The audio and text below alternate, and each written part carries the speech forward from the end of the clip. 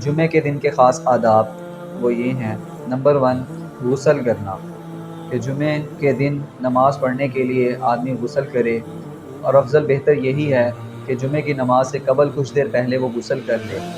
Number 2، صاف ستھرے کے کپڑے پہننا، اپنے لباس، جتنے بھی آدمی کے پاس لباس ہیں ان میں سے ایک لباس مقرر کر لے کہ اس لباس میں جمعہ ادا کروں گا، اور وہ لباس صاف ستھرا ہو، یہ نہیں کہ اس میں پسینہ بدبودار ہو، وہ جب جمعے کی نماز کے لیے جائے اور لوگوں کے بیچ میں وہ بدبودار کپڑے لوگوں کی بھی طبیعت میں ناگواری کا اضافہ کرے اور خوشبو لگا کے جائے۔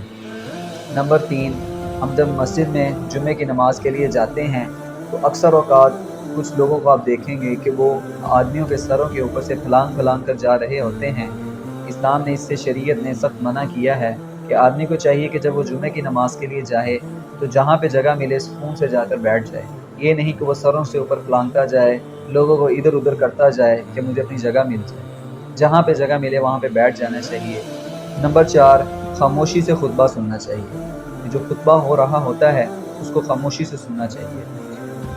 دو آدمی اگر باتیں کر رہے ہیں، گفتگو کر رہے ہیں، تو اگر آپ نے ان کو منع کرنے کے لیے یہ کہہ دیا کہ خاموش ہو جاؤ، تو گویا آپ نے بھی لغو کام کیا، یہ آپ کو نہیں کرنا چاہیے تھا۔ شریعت نے اس چیز کو پسند نہیں کیا، منع کیا اس چیز سے۔